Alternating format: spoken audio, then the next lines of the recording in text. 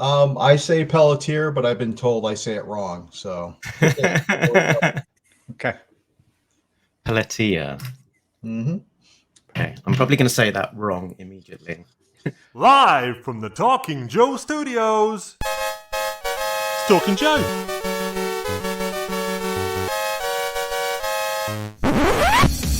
Talking Joe is on the air.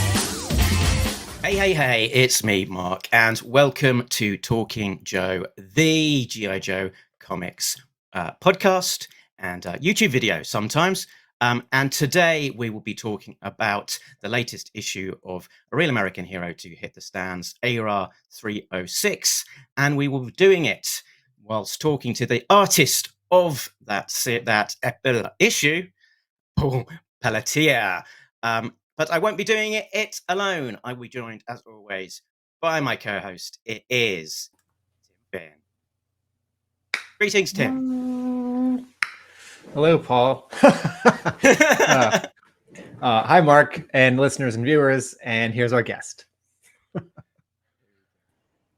Welcome, Paul. Hello. Good to have you on. What is that dinosaur drawing behind you? That's actually a drawing I bought from the artist Mitch Bird years and years ago. Mitch is such an incredible artist, and his dinosaur work is just amazing. So when I saw that piece, I had to pick it up. So Is this keep it in the studio area? Mitch Bird, B-Y-R-D? Yep. Who drew Guy Gardner? That's right. Yep, Okay. exactly right. And then is there another something above that? Is that Swamp Thing? Swamp Thing, yeah. Again, a local artist that I really enjoyed his work, and usually when I do shows, I try to pick up artwork from different people I meet. So that's most of the artwork I have in my quote unquote studio is stuff that from artists I've met at different shows. And then behind you, is this a banner with your name that you take to shows? Yep. Cool. Paul Pelletier. Where are you? So where are you joining us from today, geographically? I live in Maine, so yeah, I live in outside of the Bath Brunswick area of Maine, kind of mid coast. So that's and sitting kind of in my basement studio. So we are speaking in May, so late spring, early summer, and it's convention season. Do you attend a lot of conventions? Do you travel to particular conventions? I don't do too many conventions. I mean, if I'm invited to them, I'm more than happy to go. But I'm so busy with deadlines half the time that I need that break away from comics. But I should be at the Heroes Con in Charlotte, North Carolina in June. And the week before then, I'm doing a small show in Albany, New York, which is a lot of fun. So I usually have friends that like Ron Mars and Bart Sears go to that small show. So it's always fun to see them again. But as far as right now, that's pretty much what's on my table. And I'm going to be busy with the G.I. Joe stuff, and there's a couple other potential projects that might be sneaking in there too. So there's a lot of drawing in my future, so which is a good thing. It's better than no drawing at all. Okay, you just said sneaking in. Is that to say that the G.I. Joe schedule may have a gap or gaps, or is that to say that you can sometimes draw more than 20 pages a month? How is that scheduling working? A little of both. Little of both. That's the problem when working freelance. Sometimes jobs will overlap, and either I adopt Jack Kirby powers and be able to draw like 30 pages in a couple of weeks. But I believe there will be a little bit of a gap on G.I. Joe. If I remember correctly, I'm slated to draw 5 issues, and then I believe Chris Mooneyham is going to be picking up again afterwards. So there will be a little bit of a gap. I'm just about wrapped up my 3rd issue with 308. Yeah, as far as what I can tell from the editor, Alex Antone, that he's been super happy with what I've been turning in. So it looks like there's a good chance there's going to be possibly more GI Joe stuff after my first 5 issues. I'll try to maintain some professional dispassion as co-host of a podcast. I enjoyed your Flash issues when they Mhm. came out, and I remember thinking in the back of my mind, this would look good for GI Joe, and then jump ahead, Green Lantern and Aquaman, and hey, it's happening, and I was very excited with the announcement. It's tough because Mooneyham's great and your work is great, and the only solution is that the book comes out twice a month. Sure, you trying to kill us comic book artists? Trying to? I mean, a monthly for one of you and a monthly for another of you. It's in effect. Because I remember a few years back, what was it? Batman and Robin Eternal. I think that book came out weekly, Right? and just the amount of work that went into trying to organize that is like just insanity. So twice a month might not be quite as bad, but still. I have heard indirectly from editors that I think GI Joe fans and Marvel fans think back to the summers of 87 and 88 when like Amazing Spider-Man and GI Joe and Avengers and and Wolverine ran bi-weekly for the summers, which was a really fun way, because kids were out of school, or maybe they were visiting family or at the beach, a place with sort of more comics or different comics, and it was a way to sort of increase excitement, and I think for the companies increase cash flow and profits. Right. And what the readers never thought was just how hard that was on editorial and the letterer and the colorists. And Yep. There's a lot of organizing that goes into these things, and I think sometimes the younger people that are interested in trying to get into comics don't quite realize that. It's like, yeah, well, it helps when you work that far in advance, at least 3 to 4 months before publication hits. And then, it's different. Yeah.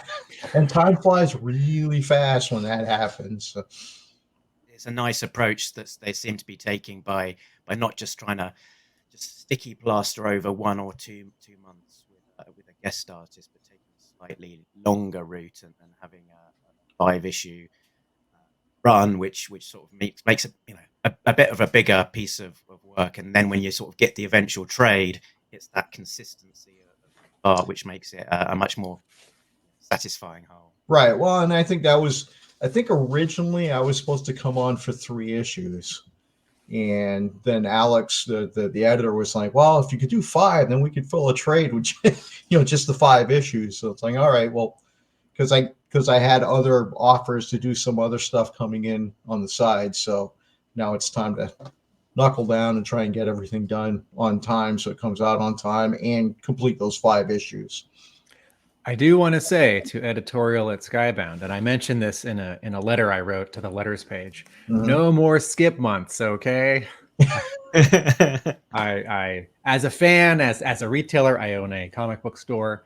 I'd like my GI Joe fix monthly with no breaks. Right. Well, ideally that's how it works, but sometimes things happen, and yep. We try. Mark, is this where we toss to you and you ask the Talking Joe question? Yeah, so let's rewind the clock to your youthful. Where did you first encounter GI Joe, and what sort of role did it play in your youth, if any? Or not? Well, I mean, of course, growing up, I'm 54, so right in the 80s, that's the exact time when the cartoon was out and stuff. So I was familiar vaguely with the cartoon. I always used to gravitate more towards superhero and fantasy and sci-fi and that stuff. So, but I was familiar with the cartoon for G.I. Joe. Never really bought the Marvel comics. So when Alex approached me to do the book, like, oh, I ran over to my local comic shop, picked up as many back issues as I could to try and familiarize, and then of course I picked up some of the latest issues with Chris's work, and just blown away at how beautiful his artwork is. So I mean, I was not overly familiar with the G.I. Joe universe, but from what I remembered from the cartoons and that kind of deal. Were you reading comics as a kid? And if so, where did you get them? Let's see. When I was a kid, I got. I think it was like around 5th grade when a friend of mine introduced me to Marvel comics. I started out buying them on drugstore racks, the spinner racks. It's kind of where I started out, and then found out, oh wow, this actual comic shop in my town that I never knew about, and started buying from there. So, but yeah, I loved, it was weird. I liked books like X-Men and stuff, but I also was attracted to certain artists. So I would follow the artist's career even more so than the characters themselves. So, John Byrne was probably the biggest influence on me when I was a kid. So, I was buying anything that he was working on. I think there was only one book that I used to buy that I didn't care who was drawing it, was Power Man and Iron Fist. But yeah, I used to buy off the old spinner racks in the drugstores, and then eventually move on to comic book shops. Did you go to art school? Were self-taught? Did you take classes? How did you learn to draw? How did you learn to draw comics? I always loved drawing when I was a kid, but it was all stuff like dinosaurs and Charlie Brown and that kind of stuff. Until my friend, like in 5th grade, introduced me to Marvel comics. I took a couple years of art in high school. And the funny thing is, my guidance counselor at the time was trying to steer me away from art classes, because she's like, you're really good academically. Maybe you should do something else. Yeah, but I love drawing. So, but that was the extent of my art education. Pretty much I'm self-taught. So, 30 plus years later, I'm still trying to figure out what I'm doing. So it's a process. Yeah, because you've been working, I guess, so probably dual hatting with, I guess, and probably another job initially, but professionally, you got started in 1992 with Malibu's Ex-Mutants, which I remember flipping through catalogs back in the day, and the launch of that one. So, yeah, I mean, even if you've not had a formal education in it, you've been doing enough time now that you probably know what you're doing.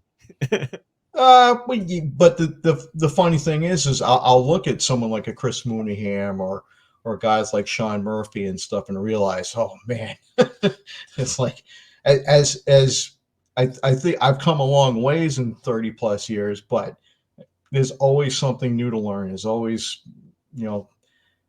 ways to up my game so I can try and keep up with some of these other artists. But yeah, and you're right. But the X-Mutants was the first job I was able to quit my day job. I was cutting shoe leather in a shoe factory at that time.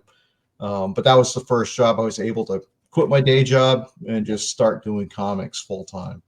And fortunately enough, I've stayed busy enough that 30 plus years later, I'm still doing it. So G.I. Joe is a team book, and Negation, yeah, it is. Negation, Superboy and the Ravers, Legion of Superheroes, Dark Stars, team books. But She-Hulk, Green Lantern, Aquaman, Flash, solo books. Right. Are there different decisions that you're making, or does that sort of, it's like already set up for in the script? Is there a different approach, or is it just sort of like pencil mileage? Yeah, I mean, there is a different approach as far as, if you have multiple characters in every panel, you have to keep in mind, well, these characters are probably saying something, so you got to leave room for word balloons and dialogue and all that kind of stuff. I always say it takes me a good, like when I was doing work on Aquaman, it took me a good probably 4 or 5 issues before I really felt comfortable with the characters and who I was drawing. So if you have a team book on top of it, it makes it that much more difficult because there's and a cast like G.I. Joe is insane how many characters there are. And not just the G.I. Joe characters themselves, the Joe characters, but you have, Cobra and all the different kind of Vipers and all that kind of stuff to draw. So it's been kind of, I won't say overwhelming, but it's been a test. It really has been a test. But the good thing is we have Diana Davis as our creative consultant, and she's been really good at making sure that I'm staying on top of the right designs and all that kind of stuff. So. And presumably, you have not drawn a book before with this many specific accessories and weapons. Mm-hmm. Yep. And to be perfectly honest, tech, hardware, all that kind of stuff I never really considered to be one of my strengths. So when Alex first approached me about doing work on G.I. Joe, that's the first thing that popped up in my head. It's like, am I the right guy? Am I the right guy to be drawing this book? Am I the right guy to bring the proper approach and respect for the characters? And but fortunately, I mean, right before I started working on G.I. Joe, I'd done 6 issues worth of I was working with a video game company and doing a comic version of their property, and that entire book was like post-apocalyptic military, vehicles and weapons and stuff. So that kind of helped break me in a little bit to what I would have to draw in G.I. Joe. So it actually worked out pretty nicely.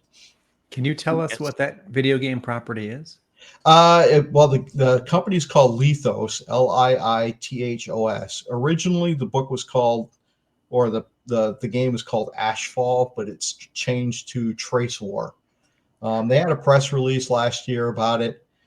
I wish I could tell you how and where the books will be seen. I don't know if they're like in-game Easter eggs that you can find, entire issues inside the game itself.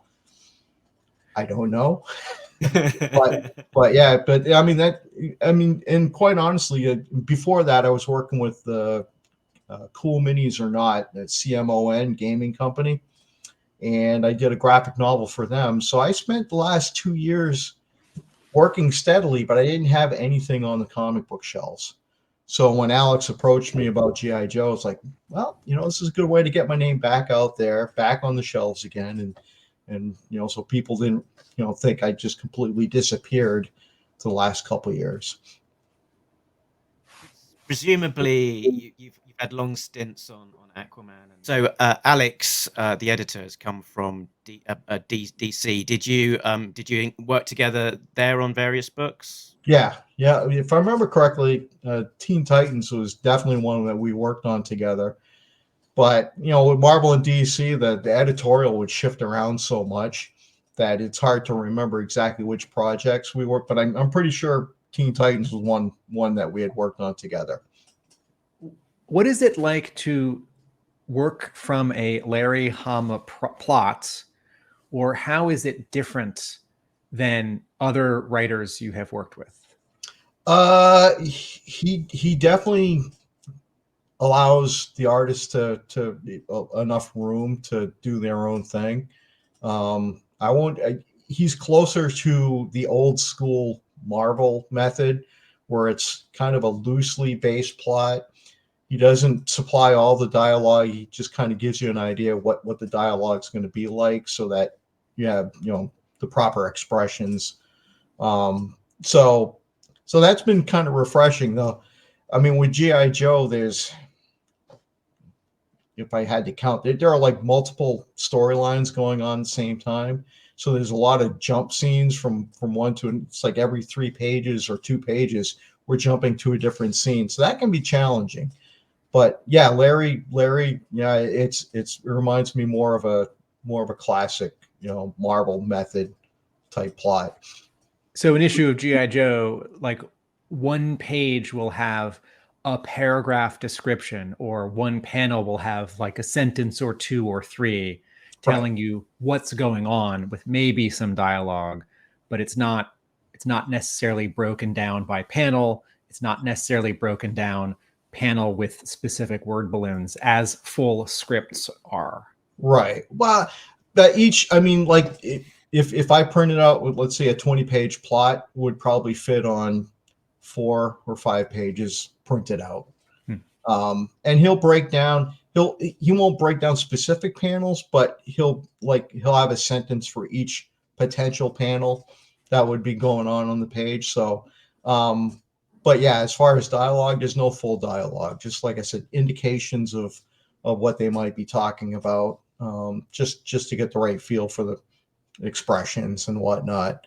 But I mean, at the beginning of each plot, he makes sure that whoever the artist is on the book knows that they have some creative freedom to change things around a little bit, and as far as pacing and that kind of thing. So it definitely gives the artist a little bit of freedom to mess around with it a bit, instead of, some writers are super detailed, describing everything that's going on in the panel and all the dialogue, and that's harder to stray away from and kind of do your own thing a little bit with it.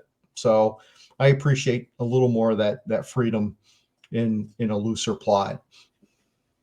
We talked a little bit about the specifics of the technology, and your concern about that element, and ironically enough, this episode has got quite a specific focus on that sequence of Snake Eyes training and kind of introducing his new loadout of weaponry.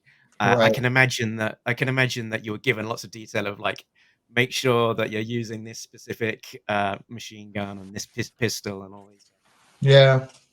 It's and again, that's a challenge for me. It's not the kind of stuff I enjoyed. More organic and free flowing stuff that's not has to be so specific, hardware type stuff. There's a couple scenes towards the end of 306 where they're kind of in the jungle, on Cobra Island and stuff. That's the kind of stuff I like drawing, where there's where there's more plant life, more organic. That kind of stuff is a lot of fun to draw. But yeah, and then we get into the ferret, 4-wheelers and stuff, and it's like, all right, get used to drawing that kind of stuff. And it's the difficult part for me is drawing it once is one thing, drawing it over and over again, different angles, and getting the details right. That's where it gets kind of tedious. It was funny. I did a small show in Massachusetts last year. It was at Plastic City Con. And my table was right next to, I wish I could remember his name. He helped design a lot of the G.I. Joe character designs, the toy designs. Figures or vehicles? Figures. Ron Rudat or Mark Pennington or Kurt Groen? It might be Ron. Ron Rudat did the first 7 years. Yeah, I think something like that.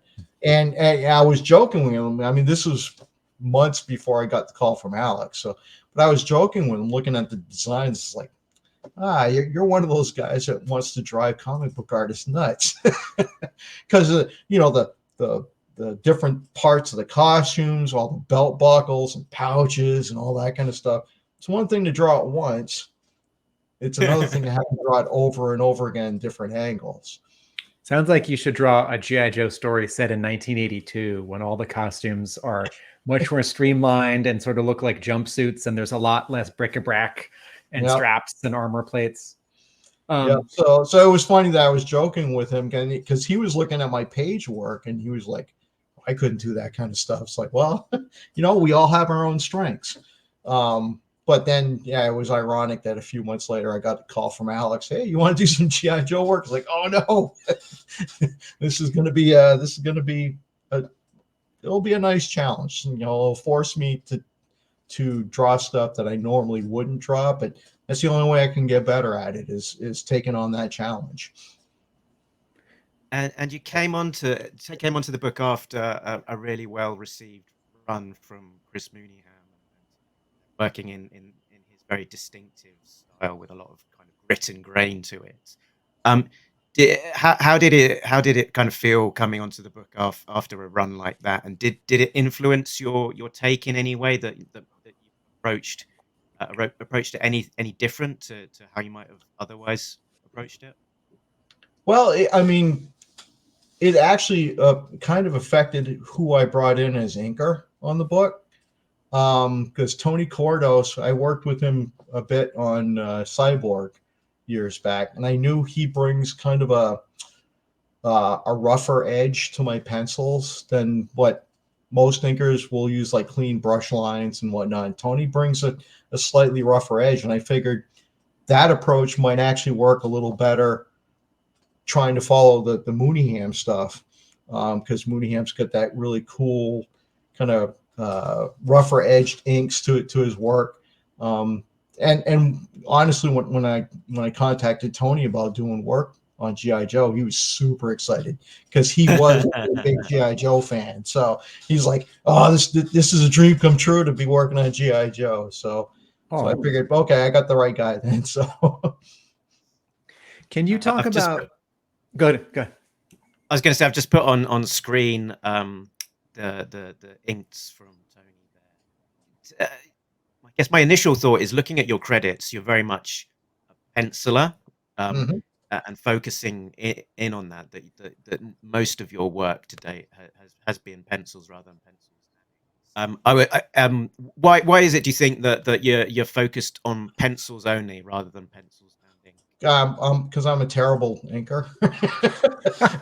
Honestly, a lot of people look at my pencils and they think basically I'm inking with a pencil, and that's because when I was a kid looking at comic books, I didn't realize that I was looking at finished inks, and I figured that's the way comic book artists work. They have to draw super tight. But yeah, inking is a whole different skill unto itself, and I admire the people that are really good at it, because they're not just tracing. They add line weights, they add texture. Even though a lot of it can be done in color nowadays, inkers can really separate foreground and background. So a decent inker can bring a lot to the page, and I enjoy seeing the different approaches people have had on my pencils. So, but I've had a few people in the past say, well, why don't they just shoot from your pencils? They're tight enough that, and it's like, well, yeah, but I don't want to take work away from people. and I enjoy seeing what an inker can bring to the page. But yeah, it was cool when Tony was like super happy and geeked out about, hey, I get to work on GI Joe, so this is really cool. Can you talk a little about color? You have drawn comics in an era with sort of before computer colors, or just as computer colors were coming in. So sort of traditional 4-color, flat color. You've drawn comics that have been colored with a light touch digitally, with a very aggressive sense of rendering. And then here on GI Joe, Francisco Segala has this sort of desaturated palette with some textures. Can you talk about what you are interested in about color, or how your work, just as there have been different inkers, has looked or felt differently with different color artists? For me, I'm a big fan of Guillermo del Toro's movies, and his approach to color on screen is kind of what I like to see in comics. He'll do like really cool blues up front and reds in the background, so that there's a lot of like big contrast in his color sense. Yeah, just like that cover is perfect. That kind of stuff. So for me, it's not about heavy rendering in colors. I want to see a colorist who just does high contrast, even like shadows on faces instead of like an airbrush look. I like hard cuts, almost like cell animation, between light and dark.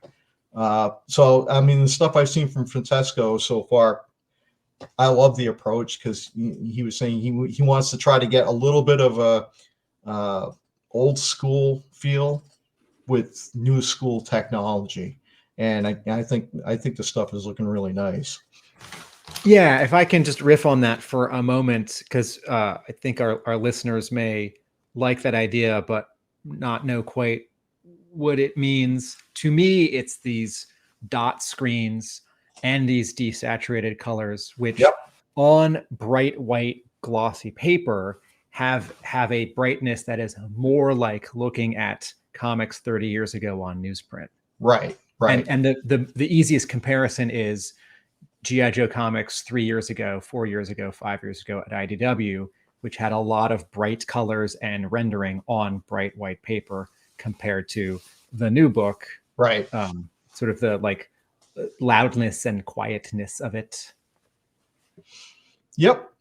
No, I love the approach. Ever since the relaunch with well, not the relaunch, but Skybound taking over publication and image, the approach has been really solid.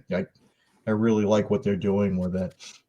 It's amazing with more technology, coloring has come more and more to the forefront, whereas inkers are kind of pushed back a little bit. And it's like, well, yeah, I prefer the black and white artwork to try and be as strong as possible, so it doesn't have to rely on a colorist to really, bring stuff forward. So I prefer it to be as strong as possible in black and white first. Your issues, your work, if published just in black and white, would still be totally legible, and it sort of hangs in a balance and is satisfying. And there are some penciler and inker combinations where it's really waiting for the color, right, to not just enhance it, but to finish it. Mm-hmm.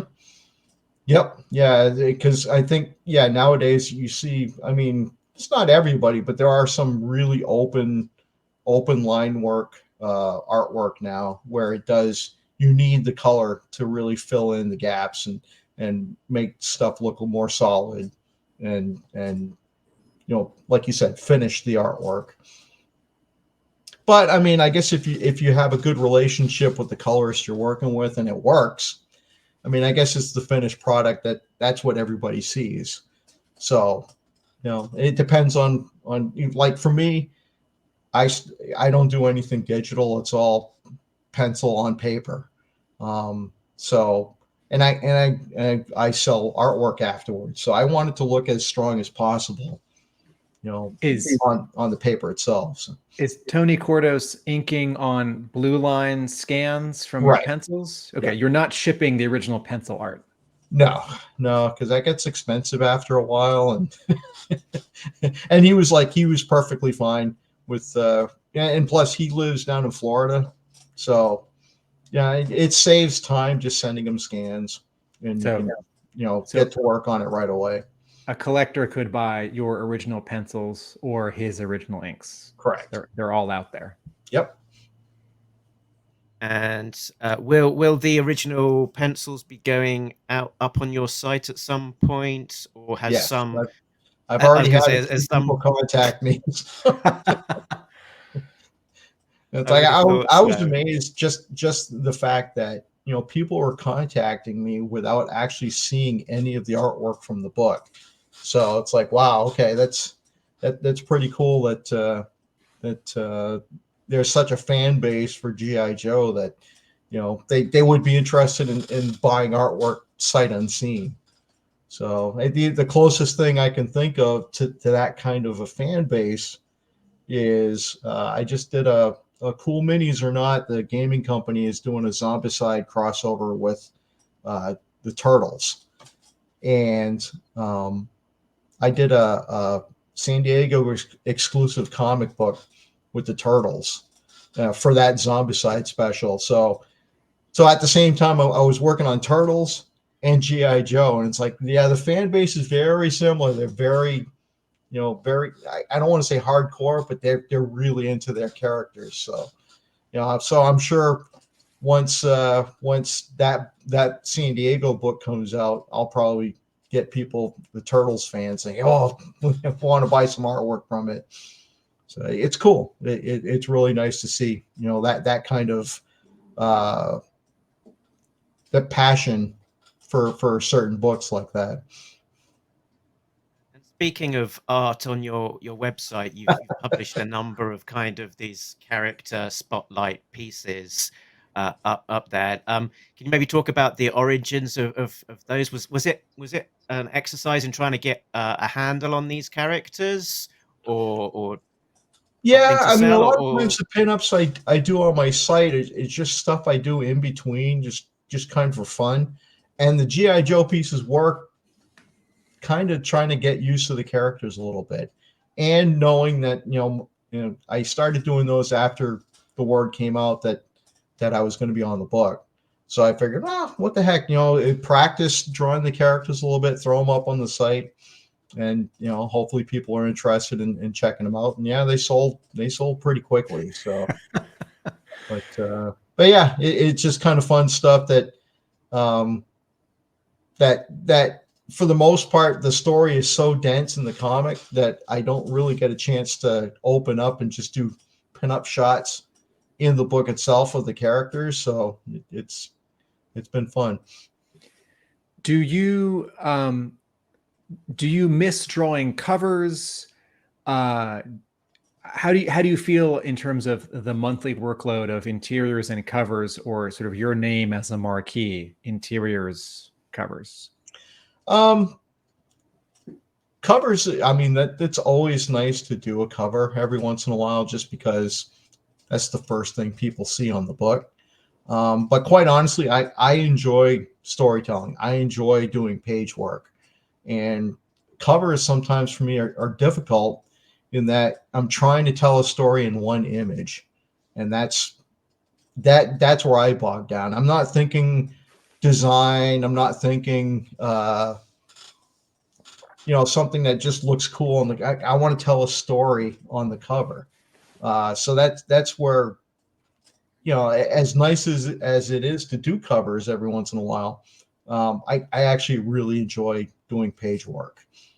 So, and honestly, on the GI Joe covers, Kubert stuff is fantastic. So it's like, no, there's no argument there. So, did you notice a difference when is it 10 years back? Monthly comics went from 22 pages to 20. Do you still notice a difference in sort of how a story might flow or breathe, or how your monthly workflow goes? I mean, granted, it's a little easier because it's less pages.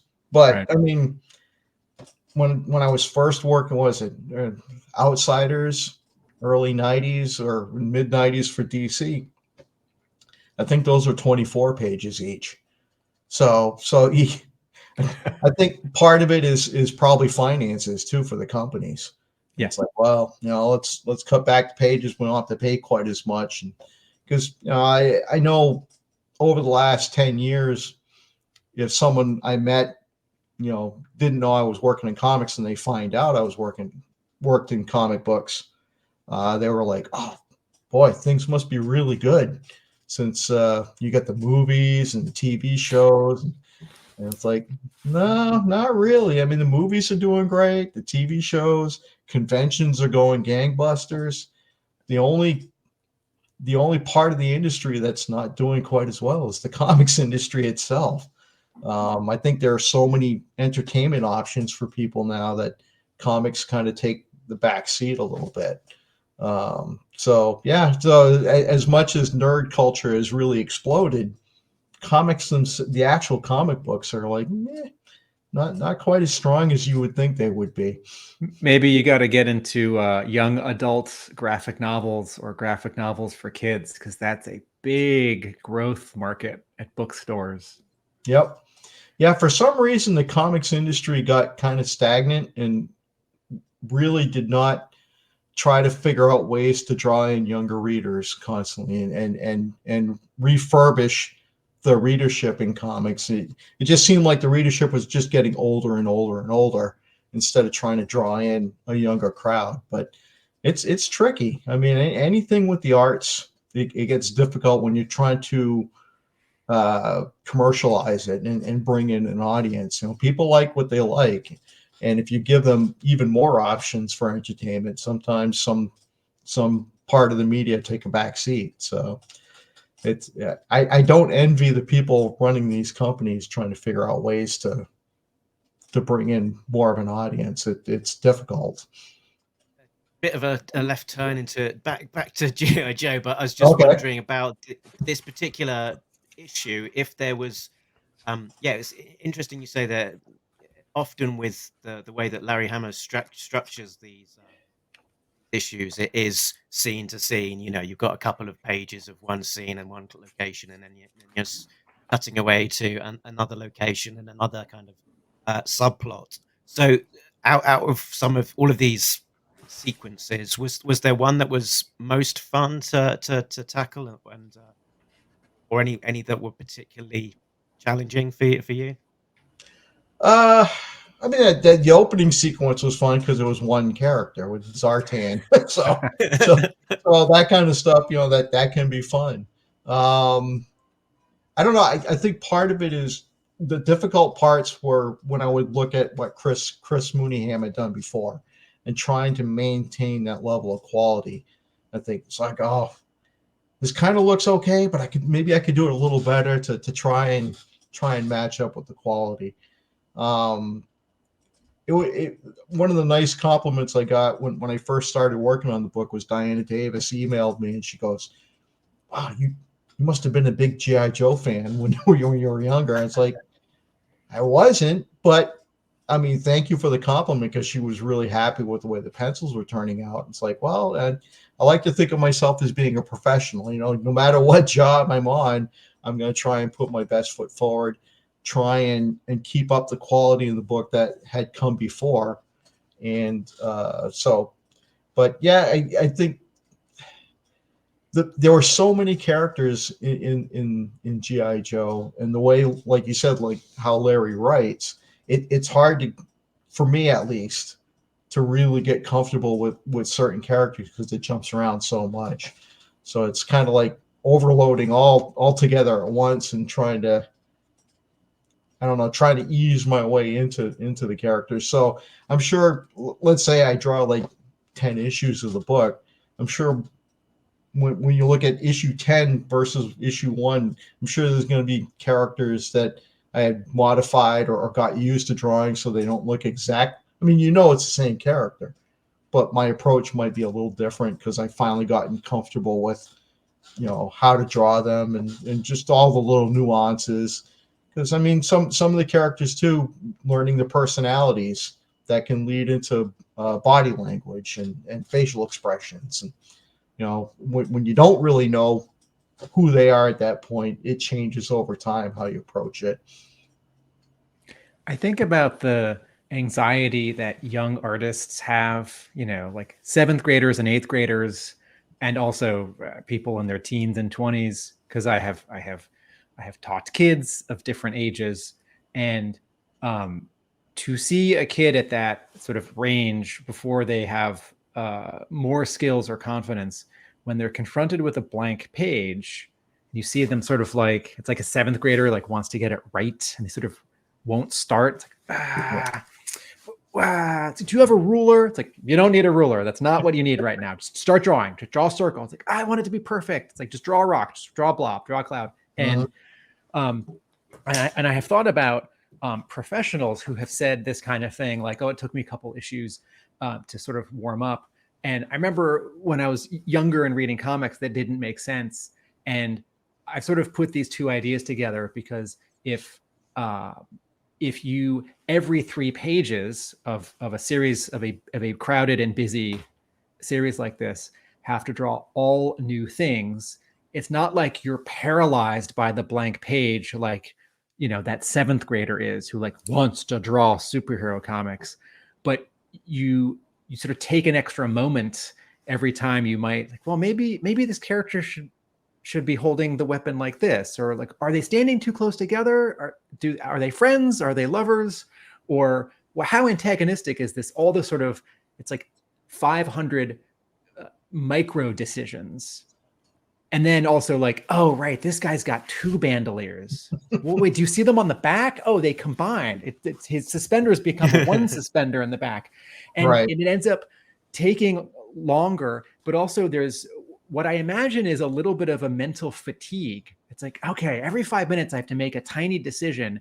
And by the end of the day, I've drawn, you know, a page with 5 or 6 panels with 3 or 5 characters and 2 vehicles and 7 different weapons, and they're in a specific headquarters. And also like, okay, the previous artist drew the headquarters like this. Are they in this part of the room or that part of the room? And it's sort of like, you're a professional, you handle it, you do it, but it sort of like bogs you down as it goes. And by your 3rd or 4th or 5th issue, you just do it. It's like, oh no, Duke and Scarlet would stand this close together. Duke and Right. Scarlet and Snake Eyes would stand this close together.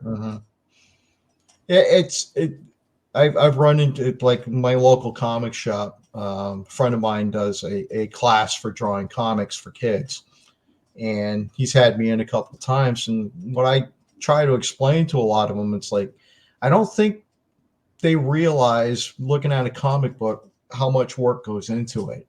And for me, I always tell them, drawing a comic book story, it's all about problem solving. That's all it because there's so many things that you have to think about when drawing a decent story that, like you said, mental fatigue can kick in because it's all problem solving, and not just drawing your characters consistent from panel to panel, but what angle are you using? What space are they occupying in the scenery? Drawing the scenery consistent over and over again, drawing costumes consistently over and over again. It's just a constant exercise in problem solving.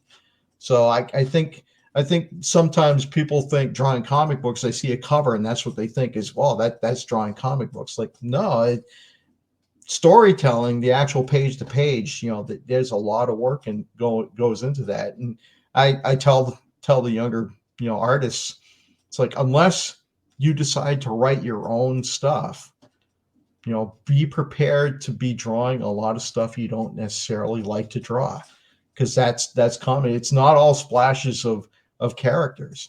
You got to draw interiors of rooms. You got to draw ordinary, everyday stuff that normally you wouldn't think of when drawing comics. But then when you have to do it, it's like, oh, okay, this is a little more difficult than I thought it was going to be. So, and that's like, you know, jumping back to G.I. Joe with the way Larry writes, it jumps around so much. It's like, okay, well, I'm done thinking of this scene. Now I got to think of this scene and solve all the problems that are involved in this other scene. So there's a lot of, at least for me, there's a lot of thinking that goes along when drawing a comic book. I mean, some people, it might come to them a lot easier than others, but for me, yeah, it's problem solving.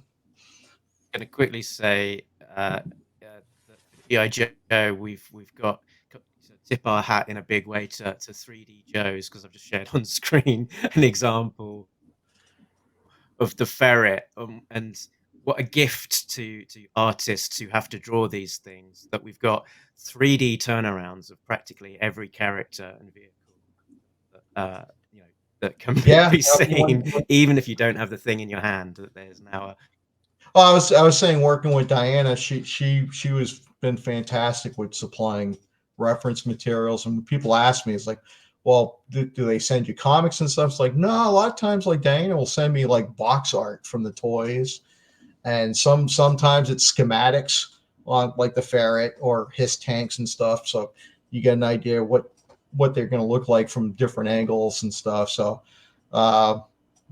yeah, my biggest problem was, like, every time I would draw a his tank, I'm terrible at lettering, and so I would turn in a page and Diana's like, where's the number on the his tanks? Like, oh, can the letterer do that? I'm terrible at lettering.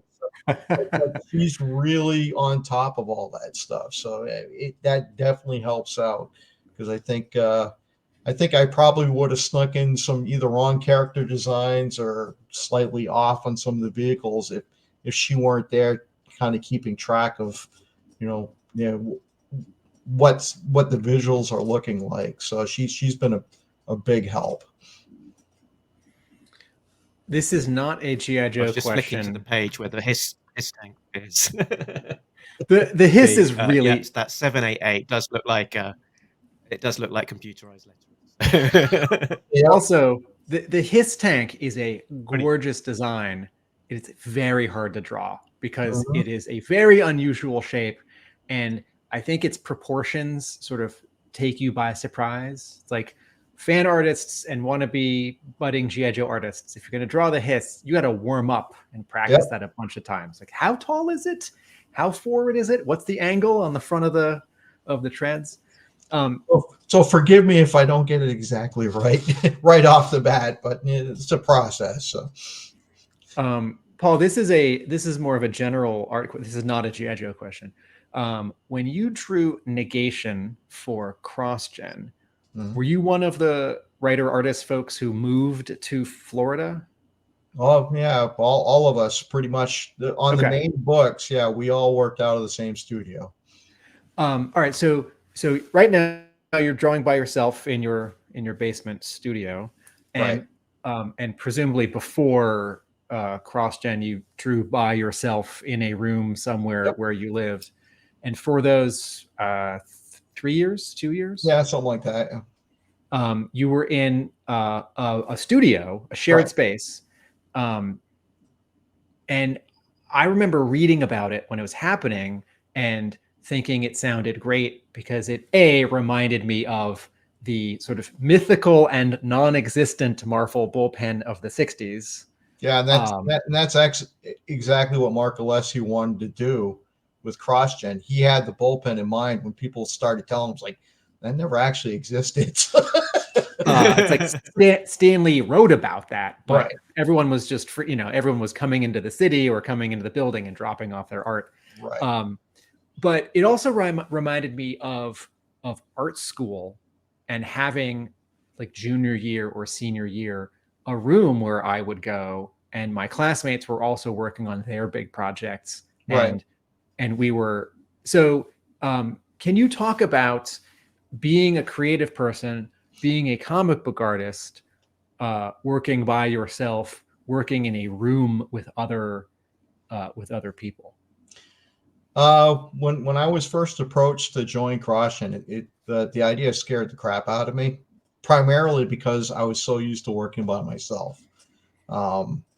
But even though the whole Crossgen thing crashed and burned spectacularly, I will never regret joining that crew, because I look at the work I was doing in the 90s before Crossgen, and then what I started producing after Crossgen, and just those 3 years or so was such a learning experience for me. I think it really helped push me to be a better artist. Just being around the guys like the Steve Eptings and the Bart Sears and Scott Eatons, and just Steve McNiven was there, or before he left, I got to share a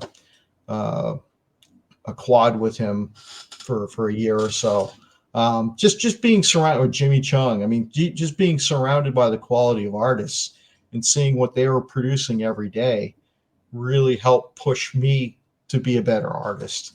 So yeah, for an experience that really scared me at first, it turned into an amazing learning experience. I think it really helped push me.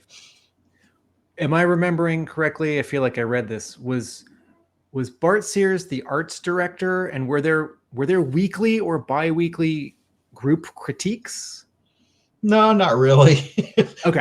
Bart is a very, very relaxed person.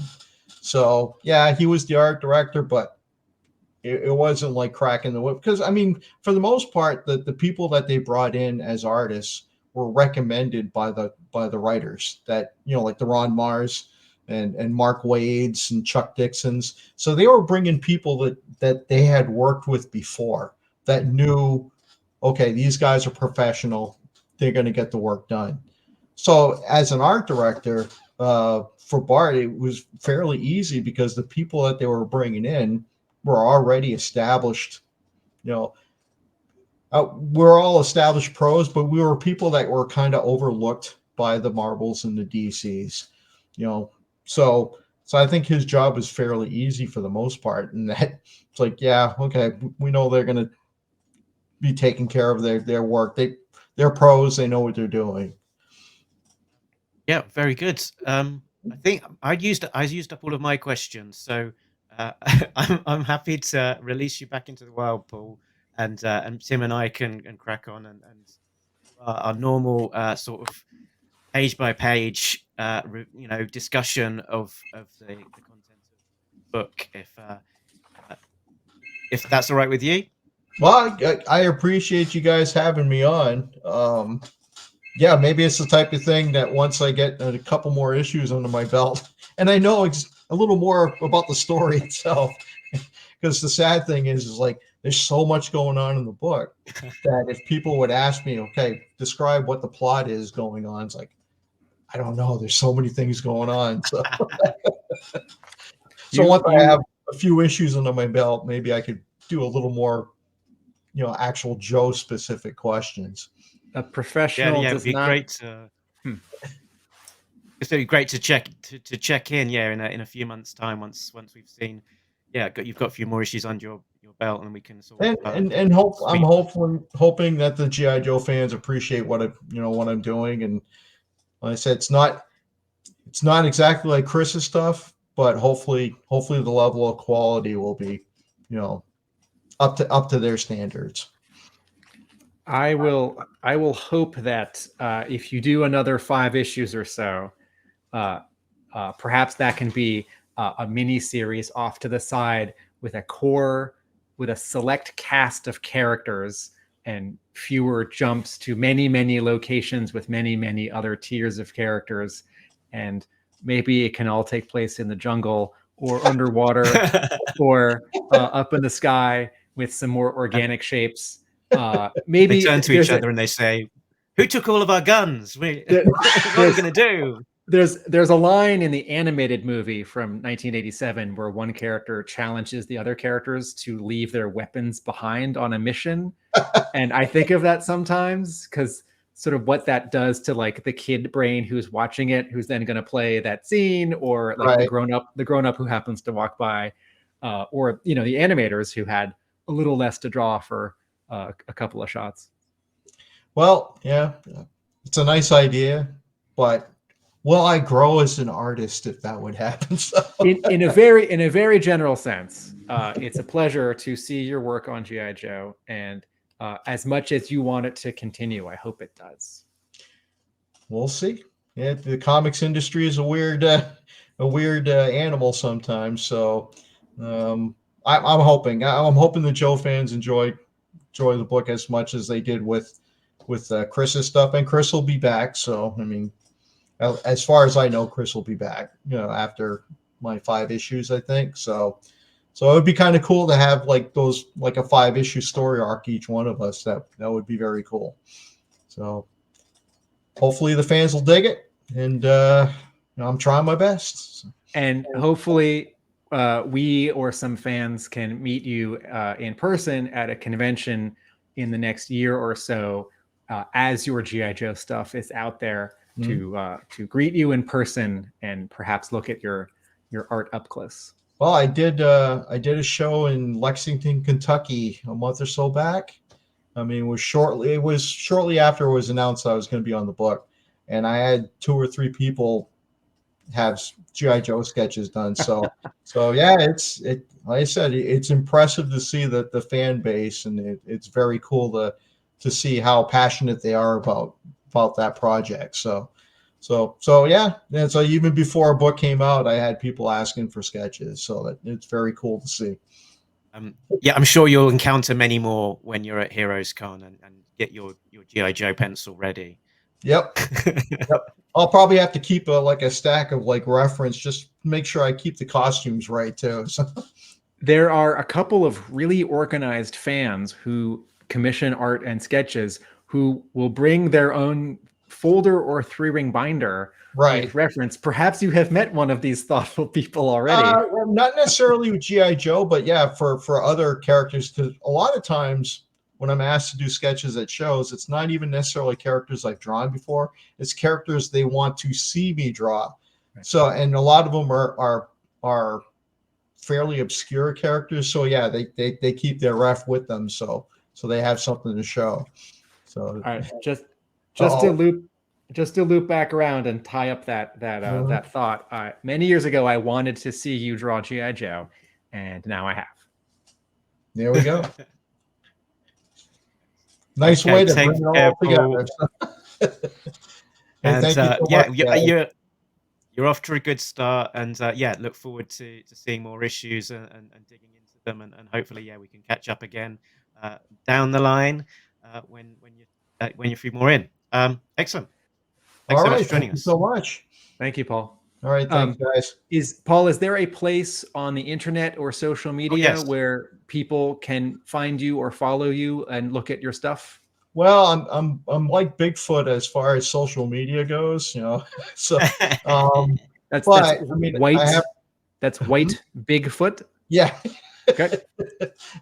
But no, I've got my website, paulpelletierart.com, and if people email me through there, I always try to answer every email that comes through as soon as I can too. So, but that's about it. I mean, I don't do the Twitter thing. I don't do Facebook or anything like that. So, but that's probably the best way to get in touch with me is through my website. And people can follow you at White Bigfoot. I'm just saying it. I gotta start. Yeah, I gotta start. I'm just saying it. I'm just saying it aloud, so everyone's got. I'm not making fun of it. I just want the letters to spell clearly in everyone's head. Yeah, but no, it's terrible. Someday I'll have to do more social media stuff, but for now. If you are a busy freelancer and you're getting work and editors can find you. Yep. I think for now you're set. Yep. There we go. If you're getting the 20 pages a month done at the moment, if you're on Twitter, Facebook, that might come down a bit. So keep at it. Yeah. Or just pencil more loosely like Kirby and let your inkers do more of the work. There we go.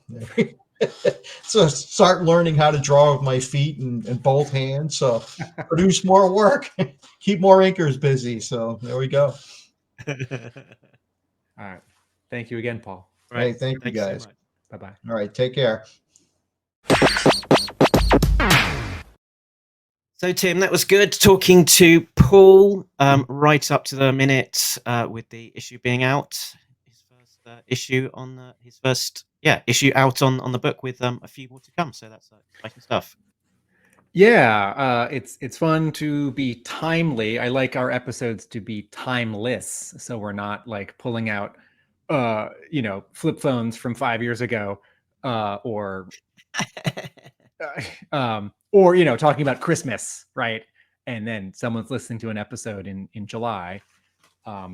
But it's also very cool to, the moment an issue is out, be able to talk about it and its artist. So I think we will leave it there for now. Hope you enjoyed that chat with Paul, and apologize for my microphone playing up during that episode. Hopefully not too distracting. Join us next time on the Real American Hero episodes of Talking Joe, when we will be talking about the detail of this very issue that Paul has drawn, issue 306. And at Talking Joe, we're also covering the Energon universe. Next time on Talking Joe Energon universe, we will be talking Cobra Commander with the concluding issue 5, which is out on the 15th of May. Hopefully we will be talking to the artist Andrea Milana as well. The Energon universe will continue with Destro and Scarlet before too very long, and we will also be covering the latest issues of G.I. Joe, A Real American Hero, as they come out. The next issue is 15th of May as well. So all of that and more as the Skybound era of G.I. Joe continues, yes, on Talking Joe. You can find us at talkingjoe.co.uk. That is our website that will point you in the directions of all of the places you can find us, like Facebook, Twitter, Instagram, and more. We are also on Patreon at patreon.com/talkingjoe. So a big thanks to all of our backers: Richard, Sam, Jay, Bill, Christopher, Justin, Rob, Brian, Shane, Ryan, Simon, and Chris, who are all getting early access to episodes as well as some exclusive content. Tim, what about you? Where can people find you when you are not talking to me about G.I. Joe? Video essays at youtube.com at Atomic Abe. That comic book store I mentioned, and I write about G.I. Joe at my blog, arealamericanbook.com. Excellent stuff. So all of that said and done, I think we are done. But remember that Nobody Beats Talking Joe, an international podcast. fantastic. Laters.